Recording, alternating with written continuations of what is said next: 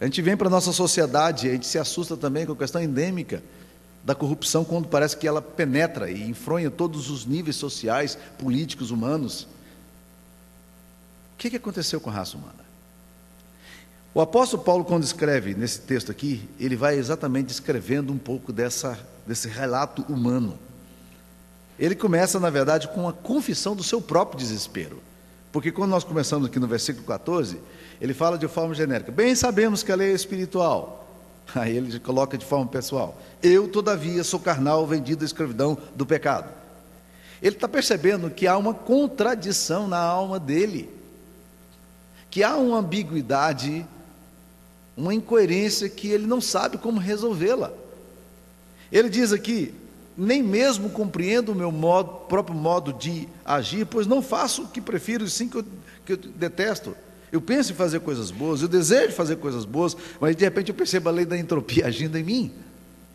E lá estou eu de novo, voltando aos mesmos pecados que eu condenei tanto nos meus pais, aos mesmos pecados que eu critiquei tanto na sociedade, e me chego à triste conclusão daquilo que a Elis Regina falava, que a dor dela era perceber que, apesar de termos feito tudo o que fizemos, ainda somos os mesmos e vivemos como nossos pais. Nossos ídolos ainda são os mesmos, e as aparências não enganam mais. O apóstolo Paulo está dizendo exatamente isso. Os nossos ídolos são os mesmos. Está aqui a nossa decadência diante de nós, e a maldade vai assumindo formas cada vez mais sofisticadas: câmaras de torturas, arsenal de guerra nuclear, armas químicas, briga de família. E isso não deveria nos surpreender. Afinal, a decadência está no coração do homem. Nós somos autocentrados, com a forte tentativa de autogratificação, de autossatisfação, e a maldade é inerente em nós. John Stott, no livro dele sobre o cristão contemporâneo, ele fala da maldade humana de algumas formas muito interessantes. Primeiro, ele fala de que a maldade humana ela tem uma dimensão universal, ela é extensiva. Você não pensa romanticamente, por exemplo, que os povos primitivos eram menos maus do que os povos de hoje. Basta ler um pouco dos relatos poéticos que a gente tem na mente de que os maias e os incas viviam em perfeita paz ali no meio do Peru, da Guatemala, e que eram povos assim, altamente sofisticados na ciência, e que eram povos muito bons. Não. Ler um pouco da história dos maias e dos incas. A perversidade e a maldade era um negócio assim absoluto. Aí vieram os espanhóis para conquistar os incas e os maias. Agora vai melhorar, né? Porque vai tirar esse povo, esses selvagens desse estado. E aí a carnificina se perpetua de uma forma absolutamente insana.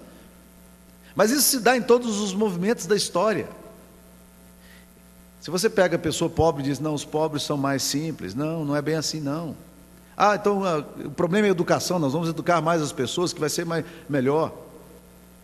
Meus queridos irmãos, eventualmente eu sou convidado a participar de algumas rodas sociais, e eu me assusto com a atitude e com os olhares lascivos e promíscuos que existe dentro. A classe social alta é podre, a classe baixa é podre. Meu irmão tem uma pequena empresa de uns 100 funcionários. Um dia desse ele se surpreendeu, porque um dos funcionários estava querendo matar o outro, e ele vai tentar descobrir qual era o problema. É que ele tinha negociado a mulher dele por uma televisão, e o cara teve o caso com a mulher e não queria dar a televisão, era só isso. Ele queria matar agora o cara por causa disso. O cara não cumpriu o trato com ele. Você cumpriu o trato. Dá para perceber? Maldade humana, ela é extensiva, e a Bíblia fala exatamente dessa decadência. A Bíblia também nos afirma a natureza autocentrada da gente. E o problema do homem é o problema do seu interior, e essa maldade vai degradando a gente. E a Bíblia fala que do coração que procede os maus desígnios, os maus pensamentos. A nossa motivação está errada quando fazemos as coisas e aí nos pegamos aqui no nosso sufoco, dizendo: o que é que está acontecendo comigo?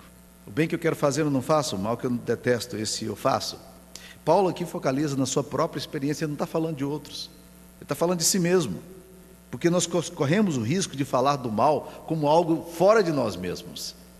Julgamos, nos postamos como moralistas, nos tornamos pessoas legalistas nas nossas aproximações, e não percebemos que legalistas se tornam extremamente rígidos na sua atitude, desamorosa em casa, que os moralistas tornam-se vítimas de si mesmos, porque a acusação deles se torna a própria neurose do acusador, e eles são pegos nos mesmos pecados que eles combatem e negam. Ou seja, o mal não está fora de nós.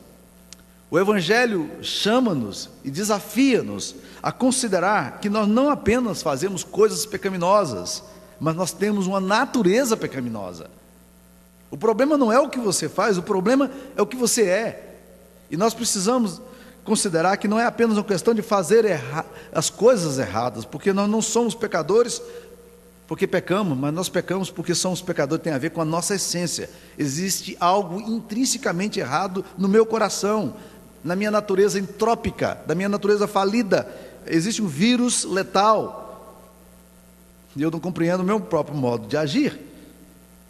Você já esteve em alguma situação em que você gostaria de ter feito alguma coisa e fez completamente errado, criou motivações novas no ano, esse ano vai ser assim, a minha vida vai ser diferente, e de repente se percebe do mesmo jeito? Nós vivemos aquela tensão de Pilatos, racionalmente concordamos com o que é correto, mas falhamos em fazer as coisas que são corretas.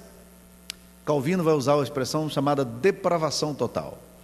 A vontade nossa, a nossa disposição emocional, os nossos desejos, a nossa mente, a nossa espiritualidade, nós somos depravados, completamente depravados. R.C. Sproul, um outro teólogo contemporâneo nosso, ele fala de uma forma diferente. Eu achei muito bom a releitura que ele fazia dessa questão da corrupção total. Ele dizia que o problema não é bem corrupção total, talvez o termo mais correto seria corrupção radical, da raiz.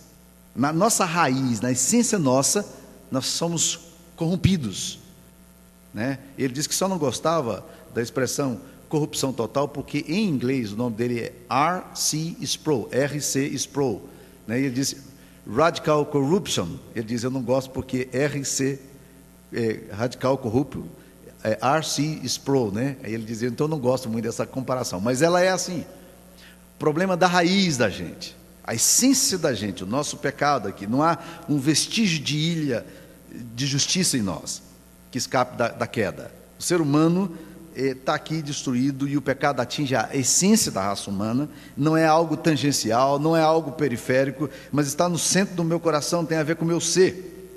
E Paulo está aqui exatamente deparando com o seu problema. Eu fico muito feliz com esse texto, porque esse texto não termina de forma tão pessimista como eu estou pregando. Mas ele diz que é tão pessimista quanto eu estou pregando. Graças a Deus ele não termina assim. Porque o apóstolo Paulo, no versículo 25, ele vai dizer uma coisa muito importante.